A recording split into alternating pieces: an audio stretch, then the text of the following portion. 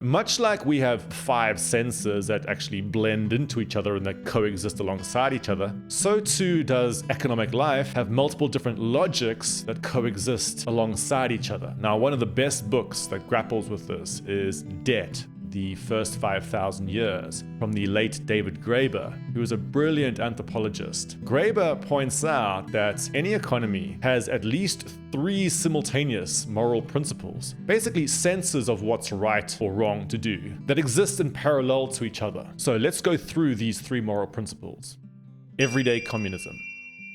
So this is that moral sense that someone who is in more need than you can ask things from you, provided that their need is great enough or the demand on you isn't too extreme. Now, it's important to note that this everyday communism isn't to be confused with communist regimes, which were these political programs that attempted to force this principle into every aspect of life. Everyday communism is all around us. It ranges from simple acts of giving directions to a stranger through to acts of saving a child from danger. So, for example, people who are rescuing a kid are not going to be expecting compensation. They're acting because someone is in great need and the demand on them is within their capabilities.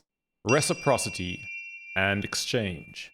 So reciprocity is the kind of moral sense that if you're in a roughly equal situation to someone, neither of you gets priority. And if the other person requests or expects something of you, you can request or expect something of them too. Reciprocity has this quite strong balancing of the scales ethos. So for example, these women have used labor energy to gather goods and get them to this point. If you request those goods from them, they will request something back from you. That's an example of a reciprocal arrangement. Hierarchy.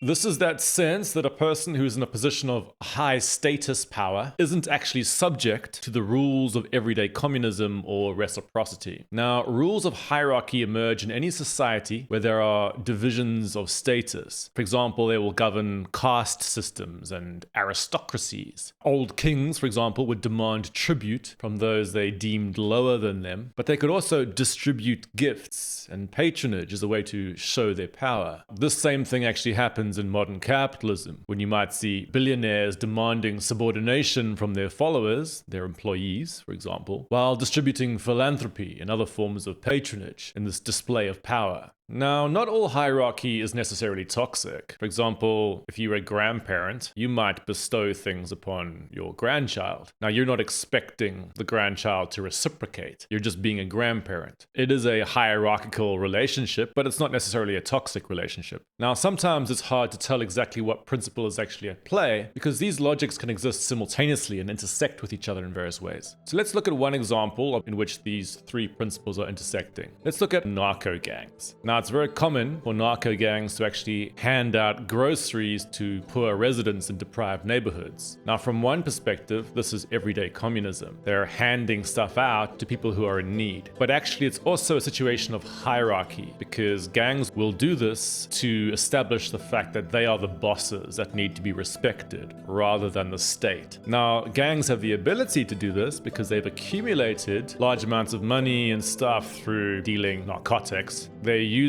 exchange, which follows the reciprocity principle in many ways, to get the resources to then position themselves to become distributors of patronage, which also has this slightly everyday communism type vibe to it at the same time. So basically, narco gangs are operating with all 3 principles at once. So let's look at 2 other examples you might experience. So if you have some extra food, you might gift it to a hungry homeless person. Now, in this situation, you're not going to expect anything back. So this is everyday communism. Basically, someone is in greater need than you, and you have the ability to help them without it affecting you too much, so you do it. By contrast, if your friend makes you a dinner, you'll actually feel the need to reciprocate at some point, to balance those scales, as it were. And that's an act of reciprocity. It's assumed that you're equals at some level, and you're going out of balance, and then later you'll come back and rebalance in various ways. Many friendships and actual community groups often work with these very subtle, shifting forms of reciprocity. Now, let's say you're at work, and your boss treats you and your colleagues to a dinner. In this situation, you're not going to feel the need to reciprocate. That's because your boss is actually bestowing largesse or patronage from a position of hierarchy. Basically, they're handing stuff out to followers as a way to demonstrate their power and get allegiance from people. So let's look at one more example. Imagine you have 2 hours before your flight leaves. In this situation, you might be happy to let a stressed person who is late go before you in the security queue. So imagine them, they come running up behind you and they're all flustered and they say, "Hey, please can I get past you?" You're probably going to say yes. You have a lot of time, so you're in a position of power, or you're in a position where their request isn't actually going to impact you too much, and they're in great need. So the everyday communism principle will kick in the situation. Now, this will change if you are in a situation of equality, if you're also stressed and you're also late. In this situation, if they come up behind you and try to get past you, you'll sense injustice because they're breaking a rule of reciprocity, which is if you're in the same situation and you're equals, you cannot expect a person to just give you stuff without having some form of recognition for that or compensation. So if they insist on barging past you, you're going to actually feel angry at some level and you're going to start to sense that you've been slighted. So in many ways, what we call exchange are these situations where somebody is asking something of you and you say, well, I can do that, but I'm going to have some form of compensation. Now imagine a different situation. Imagine a security guard instructs both of you to stand aside for an elderly person in a wheelchair. Now as you do so, you're actually abiding by a rule of hierarchy, or possibly everyday communism. As mentioned, these types of principles are sometimes blended together. In many ways, what we call capitalism is a system that actually foregrounds reciprocal exchange as the cardinal economic virtue. But capitalist economies are rife with hierarchy too, whether it be students prostrating themselves to potential employers or mega corporations using their market power to dominate. That said, everyday communism also abounds in the cracks of a capitalist society. So picture, for example, employees of a corporation sharing cigarettes during their break, or friends sharing a meal after work. These friends at the restaurant might be working with subtle combinations of everyday communism, informal reciprocity, and there might even be hierarchical dynamics that come into play. Modern economics tends to try to analyze everything through the prism of exchange, but see if you can be an anthropological detective and try to detect the